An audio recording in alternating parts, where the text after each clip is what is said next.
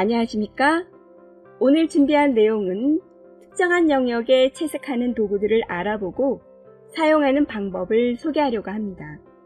포토샵에서 채색하는 방법으로 가장 많이 사용되는 도구가 브러쉬와 그레디언트 도구입니다.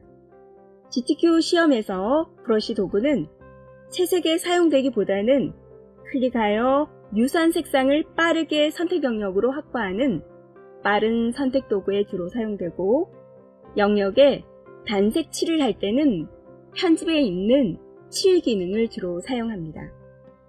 그레디언트 도구는 두 가지 이상의 컬러를 혼합해서 선택 영역 또는 레이어 전체에 혼합된 컬러를 적용할 수 있습니다. 그리고 선택 영역이나 레이어 전체에 패턴으로도 칠을 할 수 있는데, 단색, 그레디언트, 패턴 모두 GTQ 시험 또는 실무에서 많이 사용되는 기능이어서 이번 강의에서 차례대로 살펴보기로 하겠습니다.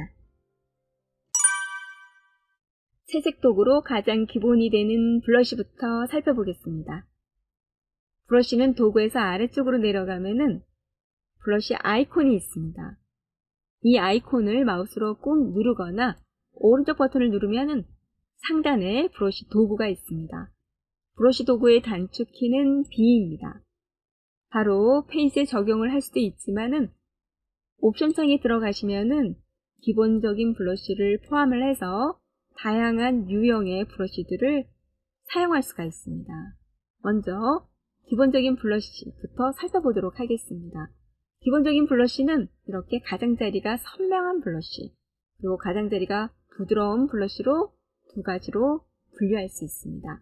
가장자리가 선명한 브러쉬는 경도가 퍼센트가 0에서부터 100이었을 때, 100%였을 때 가장자리가 선명한 브러쉬로 설정을 할 수가 있습니다. 브러쉬의 크기는 위쪽 크기에서 왼쪽, 오른쪽으로 발을 이동을 해서 브러쉬 크기를 설정을 할 수가 있고, 직접 브러쉬 크기를 키보드로 입력을 해서 브러쉬의 크기를 설정할 수도 있습니다. 브러쉬에 적용되는 컬러는 정경색을 기준으로 하시면 되겠습니다.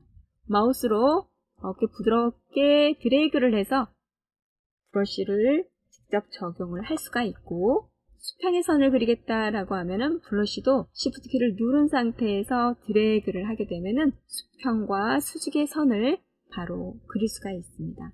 그리고 가장자리가 부드러운 브러쉬, 그러니까 경도값이 0%였을 때 가장자리가 가장 부드럽게 표현을 할 수가 있습니다.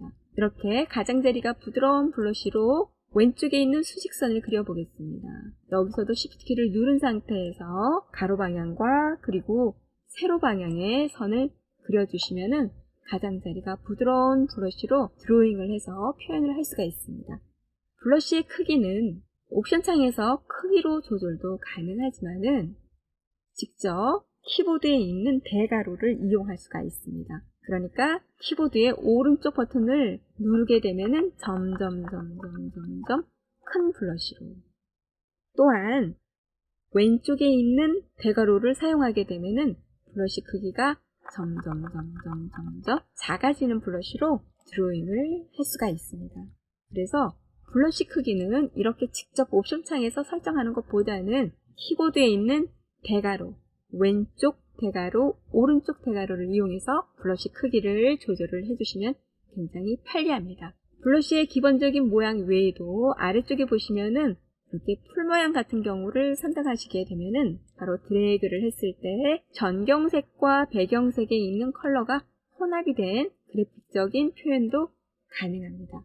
또한 아래쪽에 내려가면 또 다른 모양도 있습니다. 단품 모양도 있는데요. 이것도 클릭을 해서 이렇게 드래그를 하게 되면은 전경색에 있는 컬러를 기준으로 해서 뿌려주는 효과 같은 것들을 브러쉬를 이용해서도 표현이 가능합니다. 이렇게 잎사귀 부분도 드래그를 해서 뿌려주는 효과로 해서 그래픽적으로 다양하게 표현이 가능합니다. 이번에는 채색 도구를 이용해서 특정한 영역에 컬러링을 하는 페인팅 도구를 살펴보겠습니다. 페인팅 도구는 도구에서 아래쪽으로 내려가면은 중간 정도 위치에 페인트 통 모양의 아이콘이 있습니다.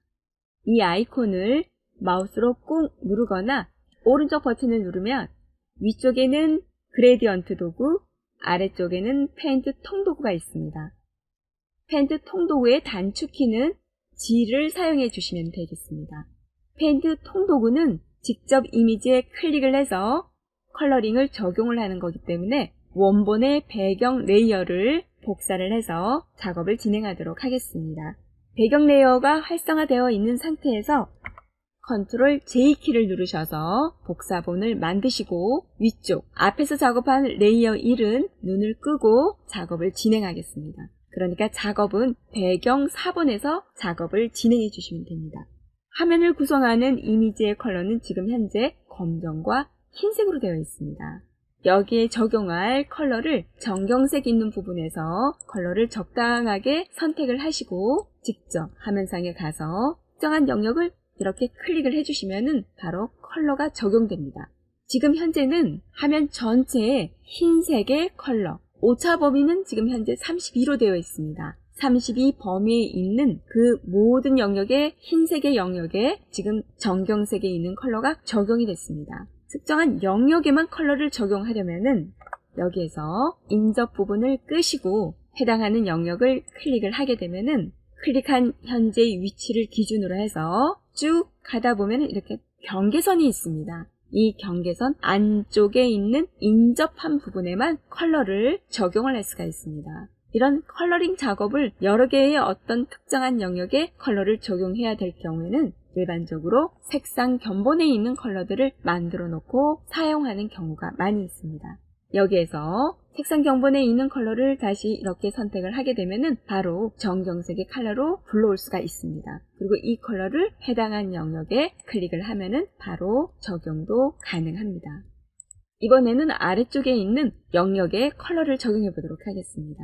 컬러를 새롭게 설정을 해주고 조금 전과 같이 인접한 영역에 컬러를 이렇게 클릭을 하게 되면은 각각의 영역에 모두 컬러를 적용을 해줘야 됩니다. 지금 현재 같은 경우에는요. 그래서 이 경우는 다시 취소를 하고요. 적당하게 범위를 이렇게 설정을 해보겠습니다. 사각형 선택 도구를 이용해서 아래쪽에 옷 부분에 푸른색 계열의 컬러를 적용하고자 해서 영역을 설정했습니다. 여기에서 다시 페인트 통도구를 선택한 다음에요. 인접 부분을 끄고 전체 적용을 해보겠습니다. 이렇게 하면은 위쪽 부분은 우리가 취소를 해서 삭제를 해줘야 되겠지만 아래쪽 부분을 일일이 인접한 영역을 선택을 하지 않더라도 모두 컬러링이 적용됐습니다. 이제 여기에서 푸른색 계열이 필요 없는 영역을 취소하는 부분만 남아 있습니다. 이런 경우에는 도구에서 작업 내역을 취소할 수 있는 작업 내역 브러쉬 도구가 있습니다. 이 도구를 불러와서 필요 없는 영역을 이렇게 브러쉬로 드래그해서 삭제를 할 수 있습니다. 지금 현재 브러쉬가 부드럽게 설정이 되어 있습니다. 그러니까 옵션 창에 가시면은 가장자리가 부드러운 것이 아니라 선명한 브러쉬로 선택을 한 다음에 확대를 해볼까요? 이렇게 확대를 한 다음에 브러쉬 도구를 이용을 해서 브러쉬가 이제는 작아도 될 것 같습니다. 그런 다음에 이렇게 필요 없는 영역을 마우스로 영역에 가서 이렇게 삭제를 해주시면 되겠습니다. 브러쉬 크기를 작게 해서요. 영역을 이렇게 삭제를 했습니다. 자, 이번에는 얼굴 부분도 볼까요? 자, 얼굴 부분의 컬러를 선택을 했고요. 바로 페인트 통도구를 이용을 해서 클릭했습니다. 여기서는 이제는 취소를 하고요. 인접 부분을 체크를 하고 얼굴 부분에 스킨 컬러를 적용을 해주시면 되겠습니다. 위쪽에 보시면은 머리 컬러가 이렇게 그린 계열로 색이 적용이 됐는데 여기에서도 작업 내역 브러쉬를 이용을 해서 이렇게 브러쉬가 가는 그 위치에 있는 컬러들이 다시 원래대로의 컬러로 돌릴 수가 있습니다. 이번에는 새로운 레이어를 만들어서 전체적인 이 공간에 동일한 컬러를 적용해 보도록 하겠습니다. 물론 여기에서 페인트 통도구를 이용을 해서 특정한 색상을 선택을 한 다음에 이제 클릭을 하게 되면 전체 동일한 컬러를 적용을 할 수가 있습니다. 또한 편집에 들어가셔서 칠 기능을 이용해서 정경색에 있는 컬러를 그대로 100% 적용을 할 수가 있습니다. 100%를 적용할 경우에는 보시다시피 아래에 있는 이미지가 보이지 않습니다. 이런 경우에는 레이어 불투명도에 있는 컬러를 이렇게 조정을 하셔서 전체 이미지가 모두 보일 수 있도록 톤을 조절해 주시면 되겠습니다. 여기에서 전체 레이어를 대상으로 하거나 특정한 영역을 대상으로 해서 정경색의 컬러를 적용을 해야 될 경우에 편집에 있는 칠 도구를 사용할 수도 있겠지만은 Alt키를 누른 상태에서 딜리트키, 단축키를 이용해서도 정경색으로 간단하게 칠을 할 수도 있습니다. 이번에는 이미지가 지닌 톤을 유지한 상태에서 색을 적용하는 방법을 알아보겠습니다. 특정 영역에 채색을 할 때 기존 이미지가 지니고 있는 컬러톤이 있을 때에는 일반적인 컬러링, 그러니까 페인트 통 도구를 이용해서 이렇게 컬러링을 하거나 아니면 Alt키를 누른 상태에서 딜리트키를 눌러서 컬러링을 하게 되면은 이미지가 지닌 볼륨감이 사라지게 됩니다.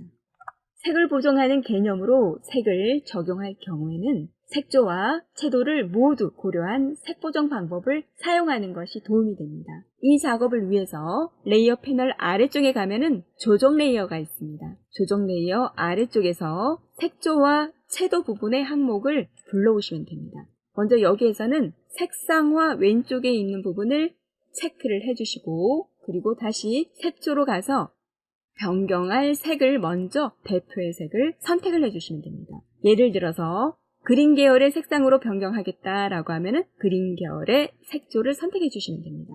그리고 아래쪽에 있는 채도에서 색의 순색에 가깝도록 한다면은 오른쪽으로 이동을 해주시고 조금 순색에서 멀어진 탁한 색으로 변경하겠다라고 하면은 왼쪽으로 해서 색을 빼주시면 됩니다. 그래서 채도 부분에서 적당하게 조절을 해주시고 그리고 명도에서는 이 색이 밝은지 어두운지를 이렇게 조정을 해서 색상을 변경해 주시면 되겠습니다.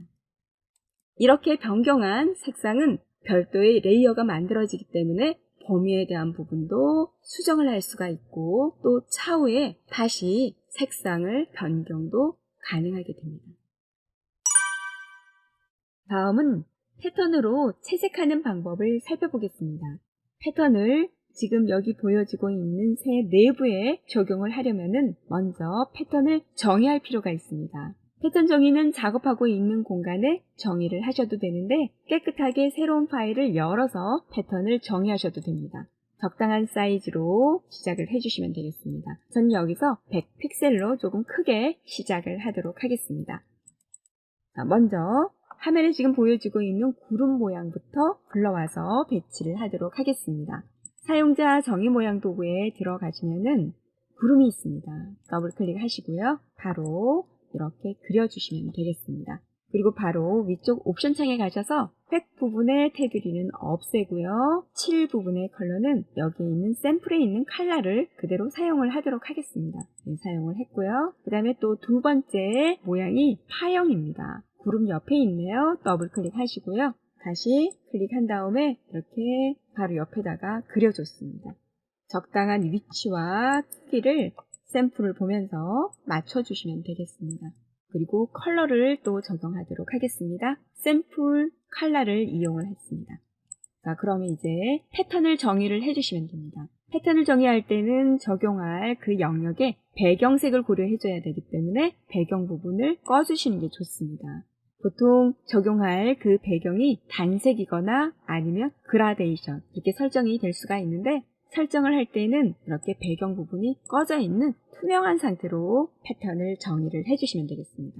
편집에 들어가셔서 바로 패턴 정의를 해주시면 되겠습니다. 이름은 CW라고 저는 주도록 하겠습니다. 자, 그러면 이제 다시 작업 공간으로 가겠습니다. 작업 공간으로 와서 일반적으로는 바로 이 내부가 단색의 컬러로 되어 있을 때는 FX에 들어가셔서 바로 패턴 오버레이로 들어가시면 됩니다.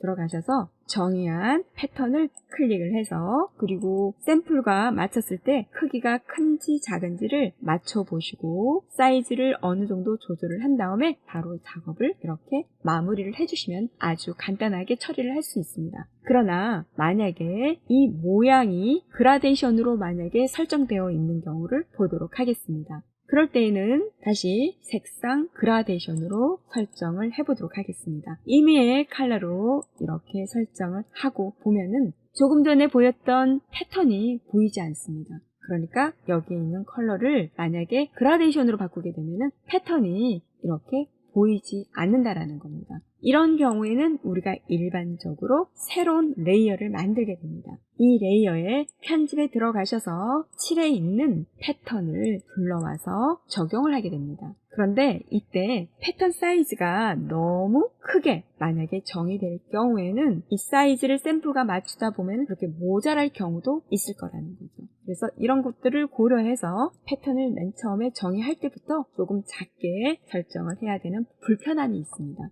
이런 식으로 만약에 우리가 새로운 레이어를 만들어서 패턴을 적용할 경우에는 위쪽에 갖다 놓고서 아래쪽에 있는 모양에 대해서 컨트롤 키를 누른 상태에서 이렇게 형태를 찾습니다. 그런 다음에 다시 레이어 쪽에 가셔서 반전을 하죠. 선택 영역을 컨트롤 시프트 I를 눌러서 반전을 한 다음에 삭제를 한 다음에 이렇게 패턴을 적용하게 됩니다. 물론 클리핑 마스크를 적용하기도 하는데 클리핑 마스크가 이때도 적용될 때도 있고 안 될 때도 있습니다. 그럴 때는 마지막 보류가 지금과 같은 방법을 사용하는 경우가 많이 있습니다. 자, 그러면 이번에는 삭제를 하고요. 조정 레이어로 패턴을 적용해 보도록 하겠습니다.